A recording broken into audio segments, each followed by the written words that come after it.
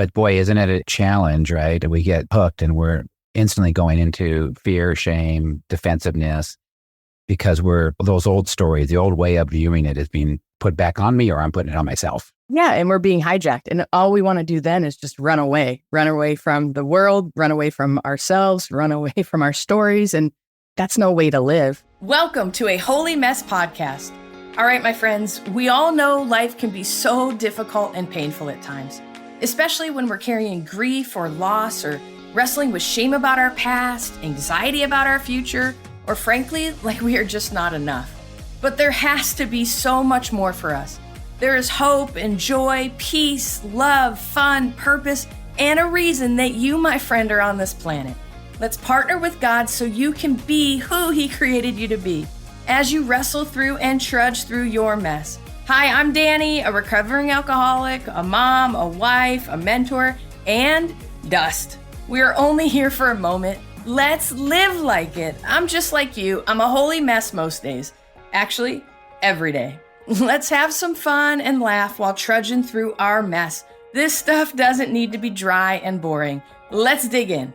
Hey, welcome back to the podcast, you beautiful humans. How are you doing today?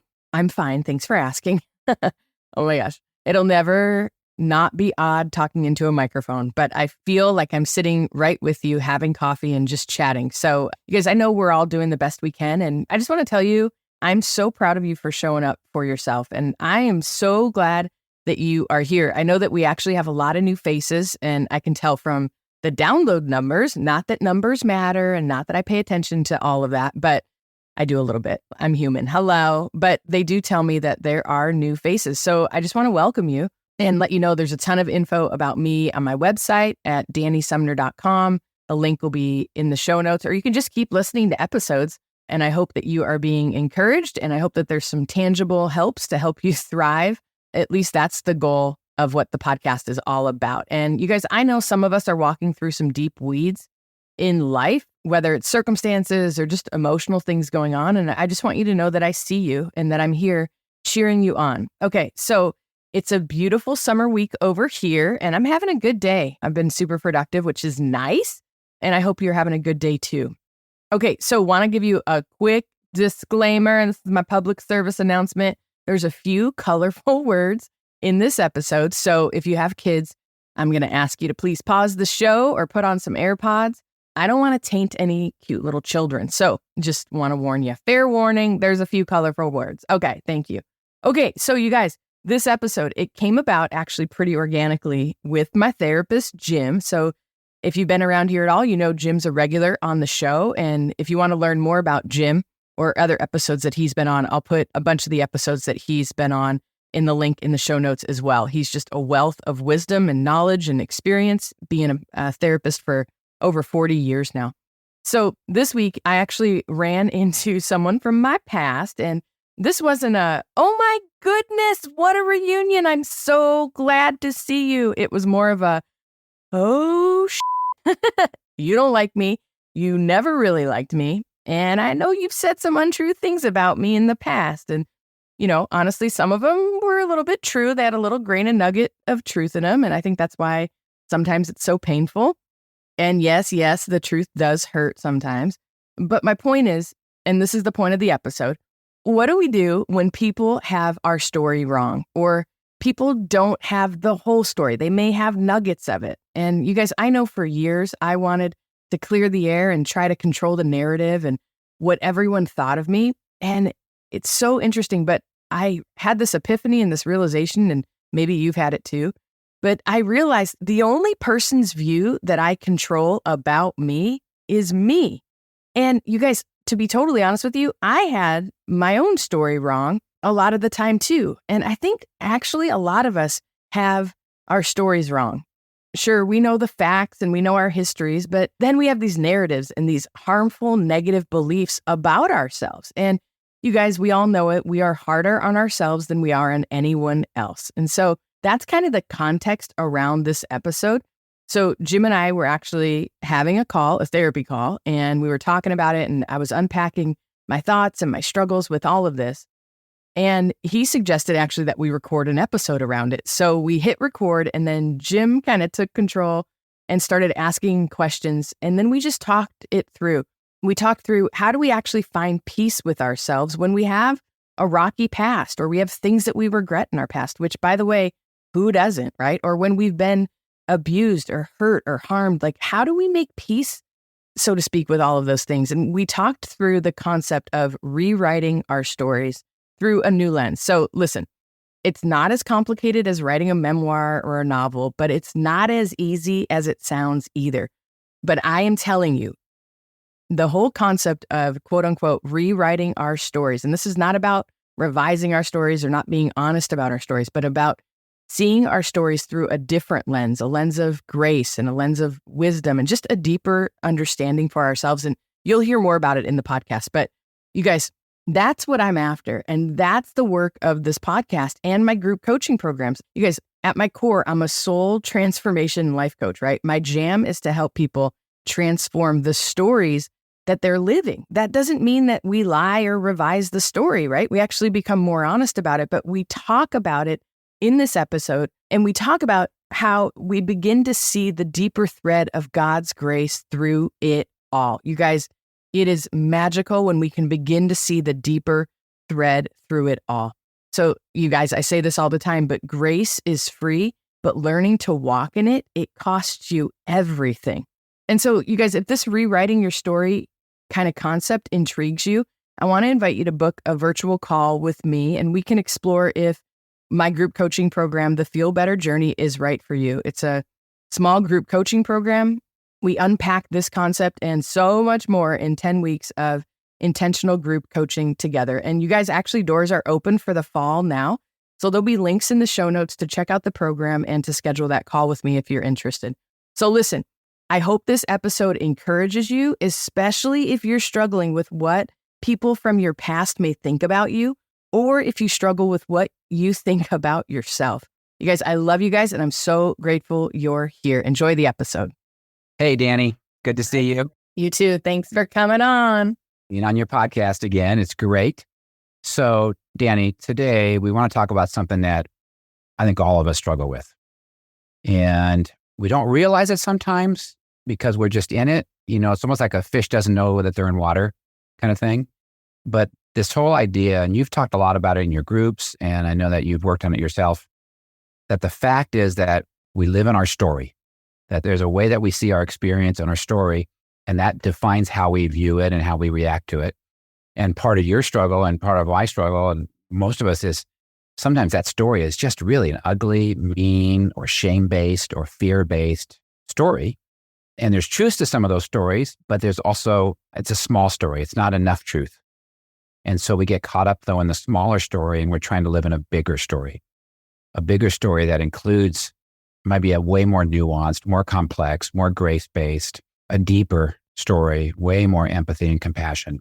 So I think you have some really great experience in this. And if you could just share some of the struggle between the tension of not falling back into the small story and trying to hold on to that big story.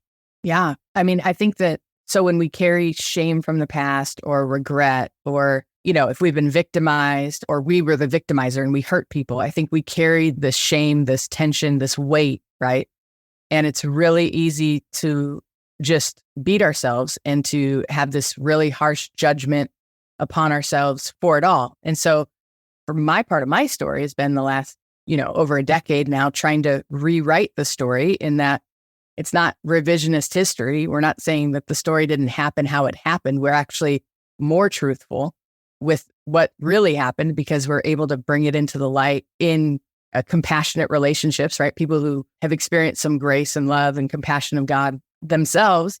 And so they're able to give it to us with our ugliest, most hurtful, most harmful parts of our story. And because when it's alone in our head, we live in the really darkest version of it, right? And we beat ourselves up and we feel, but if we've been victimized, we feel forsaken by God, we feel forgotten, we feel all sorts of resentment towards the person that hurt us or people that hurt us, all of the things. If we've made any bad choices at all, we pile on the shame. We're very judgmental towards ourselves. We're more harsh with ourselves than we are with anyone else, all the things, right? And so honestly, you've walked me through this of, yes, that is the truth. That is what happened. but is there a deeper thread going on? How can we expand the view to find empathy for what you've been through or what the choices that you made? Can you bring compassion and empathy and understanding and see those facts of what happened, but can you see them through a different lens or a different light, or just look at them through a different view so you can just kind of build a more livable story to live in? And again, it's not about revising the story and not being truthful. It's actually, we get to be more truthful, like I said, but it's about being able to breathe into it and receive God's grace and love and compassion for the brokenness that we've walked through. Does that make sense? You very much so. No, really well said. And I think that opens you up to hearing somebody else's story who intersects with you, right? I know I had to do this with my dad, right? And my father was a very troubled guy. Yeah. And the more I got to know his story, it actually helped me understand who he was in my story. Sure. It's weird because it actually changed my story. You know, you talk about a deeper truth. It's not revisionist, but it actually is a more accurate, not only story, but it's how you interpret what happened. And it's even how I feel about what happened. Yeah. So it's very powerful, right? That deeper story gives that to you. And you see other people and their stories, even people that have victimized us, right?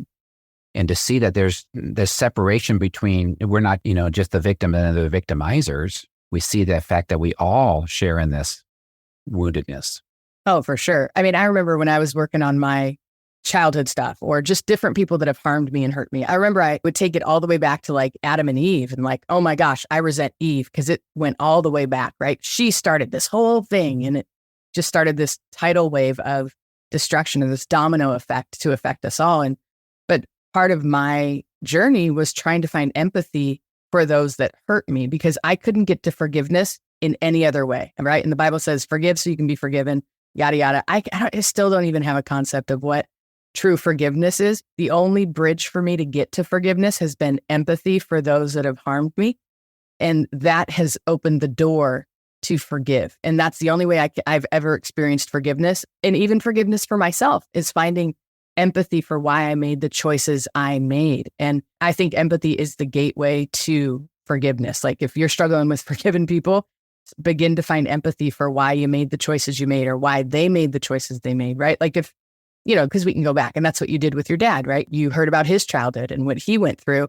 Your heart can't help but bleed for people that get hurt, even if they're the ones that hurt you. And so I think that has been transformational in my own life to be able to, quote unquote, rewrite my own story, not change the facts, but be able to live in it in a more livable, breathable, purpose-filled, joy-filled, laughable way, right? Because we all have things in our past that we'd rather just bury under the rug. But when we do that, we end up breaking our nose every time we walk over the rug because we trip and fall, right? Where if we can just be honest about it in very compassionate relationships, grace-filled relationships. And this is where we have to be careful with who we even share certain parts of our stories with, right? Because as much as I'd like to say every Christian community is just so welcoming and so compassionate and so grace-filled, we all know that's not true. And sometimes they're not the safest places. So how do you find those safe relationships? And I have found that one of my spiritual dads says, only trust people with a limp. And what does he mean by that? He means people that have been through life and that have a deeper understanding and have more compassion for others because they've had to receive that same compassion themselves. And so that's been my journey. That's good. So Dani, I think this is going to relate to so many people. Can you relate how much the kind of things that pull us back into the old story, the smaller story? Oh my gosh. Yes. 100%. So for me, when I run into someone from the past and they might have a different lens or a different view, or they may know a few of the facts and then they've built this whole narrative around those 3 things that they know, but they don't know the other 1,200 things that were going on. And so there's always nuggets of truth in there. And that's when it stings because 98 things could be absolutely inaccurate. But if 2 of them are accurate, oh my gosh, it's like a shit show in my soul of wanting to just take me down and be like, see, you are nothing but a wretched, whatever you want to call yourself. For me, I always went to because of that affair I was a part of, I always go to oh, you wretched home wrecker, right? It's like, that is such a narrow view of that whole situation. And so I no longer say those words to myself. I'm like, oh, I have a deeper understanding of who I am, and facing those things and walking through redemption and healing with everybody involved has been nothing but beautiful and extraordinary. And I got to see Jesus's compassion in a really amazing way through that. But it can be very, very painful when people from the past want to put their narrative of your story on you. And it's almost like a drug where you want to go back and you want to fix everybody's narrative about you. And even if you write a book about it, people have their own life experience and they have their own opinions. We can't change people's opinions. I can't change anybody's opinion about anything, let alone their view of me and my story. So the sooner I realize that and kind of release that and let the Lord deal with people, where the only thing I have control of is how I view my story, and how much redemption am I going to allow into my story, and how am I going to experience God's grace and love, and do I really bet on grace? And I say this all the time, and Jim, you know this, but grace is free, but learning and choosing to walk in it costs you a lot. Cost you everything. It costs your whole life. It costs your whole life to really walk in God's grace for your story, especially if you have a shitty story.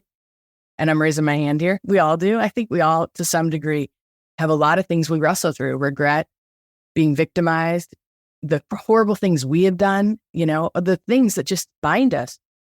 I think the sooner that we can let people have their own view and not be so controlled by that, and we work on our own stuff so that we can walk in all the grace and all the compassion and all the love that we want to, and with our limited number of days here on the planet. And I think for me, doing this holy and hard work of inner healing has been nothing but extraordinary to be freer. Now I'm not completely free, right? This was actually a therapy session first, right? And then we decided to hit record because something had triggered me. But the reality is there's no healthier way to live other than to make friends with our past, make friends with, reality. I mean, and the people in our past. Yeah. Some people, we have to do it. They're dead. They're gone, right? And I still have to find a way to see the bigger story with that. Yeah. But boy, isn't it a challenge, right? We get hooked and we're instantly going into fear, shame, defensiveness, because those old stories, the old way of viewing it is being put back on me, or I'm putting it on myself. Yeah. And we're being hijacked. And all we want to do then is just run away from the world, run away from ourselves, run away from our stories. And that's no way to live. And that's why we wonder why we're miserable and medicating with all sorts of extracurricular things, right? Whatever, drugs, alcohol, whatever, food, whatever, pick your poison. I've used them all. But this is where don't fight reality, learning to walk in God's grace and then internalize it for myself, and then be able to give it away to others, and then be able to receive it from others. It's this whole complex web, but it's so beautiful. And I think it's absolutely the way Jesus intended it, right? And so I could not have had compassion and grace for myself if I didn't see it or receive it from others. And so it's like this little crack in the door. It's like this little crack in the door. Like, am I going to, like even Jim, right? Like, Jim, am I going to believe you enough that there is redemption in this, or that do I trust you enough to let the little light in through those cracks?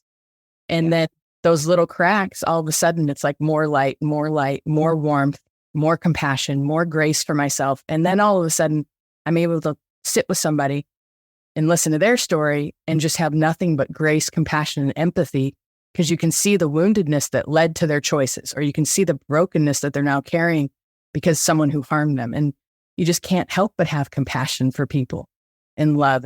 It's easy to be triggered, but yeah. And I think there's room for both, right? There's a season when I need to be heard in that victim story. You talk a lot about grief. There's time to grieve, and to be heard and validated, even be angry. There's time to all that. And beyond that, then becomes this empathy and bigger story, grace, seeing things beyond it. And I think it's when I move then towards love, for stuck in either victimization or anger, bitterness. That love is is actually life affirming. And if I want to transcend that old story, it's going to be a bigger me. And that we have to fight for sometimes, because I'm sure you'd be the first to say it's often a tension between those stories. I'm jumping in and out of stories. For sure. I mean, and I think that's the beauty of it. And that's why we practice this work. That's why it's progress, not perfection. I think anybody who says like, no, I live in redemption, 24/7. It's like, what magic pill are they on? Could I get one? Because I just don't think that's the way it works. And also, it's a gift for us to be able to bring it into the light and say, oh, I'm struggling. Have another human say, I have got compassion for you. And then we get to internalize that. And then we get to experience the presence of God through that. I mean, I experience the presence of God more in my suffering and shame than in anything else. Wow. Well, then that gives now the story has gratitude and you see the gifts that come out of the story. Yeah. That's huge. So as you're talking, it just came to my mind about the story in the Bible, the woman caught in adultery, right? Bring him to Jesus, and they were setting him up and trying to, get Jesus trapped, basically. And so what did Jesus do? Number one, you without sin cast the first stone, okay? So he sort of challenged them and their judgments. But then he said something to her, and I didn't think about it until today as we're talking. He said, where are your accusers? And she said, well, they all left. He said, okay, neither do I judge you or accuse you. But then he said, but go and sin no more, right? And you know what I think now he was saying? I think he was saying, I don't judge you, and I want you to know you're better than this. You're better than this. He was encouraging her. I love that. I like that. That was his way of saying, you're better than this. It wasn't just like this, go and sin. Now you got to live, there's a law for you. You better get back in line. Yeah. He said, honey, man, you're better than this. Yeah. Isn't that a bigger story? Beautiful. It's beautiful. And if Jesus isn't going to judge us to hell, what right do we have to judge ourselves to hell, right? That's beautiful. Yeah. Everybody struggles with different parts of the story. Sure. And what we're saying today is we all do. You're not alone.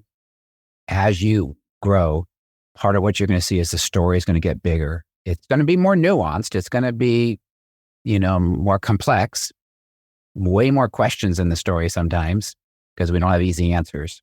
But it's going to result in you having more peace with your journey, gratitude, empathy for others. It won't be a good guy, bad guy story anymore. Okay. It'll be a story of hopefully in the end, redemption, even through some of the bad things we can go through. Yeah. And that's our better self. So Dani, thank you for this because it's, you say it so well. Thank you. You've had to live this, to fight for that bigger story. And that helps others fight for their story too. Yeah. Thank you. And I think that the bigger story is the story we're all looking for and the story we're all made for. And I think that's why we have this, call it holy discontentment, call it frustration, call it angst, call it just a hole where we feel like this disconnect with God. I don't think it's a disconnect with God because he never left us. I think it's a disconnect from the truth of who we are and the bigger story that maybe God's trying to write through us and write within us. And it can be painful to face these places. Oh my gosh, this is why you do it in community. You do it with safe people. Get a therapist, get a group, whatever.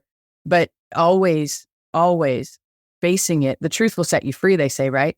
Well, first it'll make you miserable and it is painful at first, but then the freedom that comes from it and the connection with yourself. I think our God brings us back to who we were truly created to be within this bigger story. And then to really be able to forgive ourselves and find empathy for those that even harmed us. That can be a leap at times.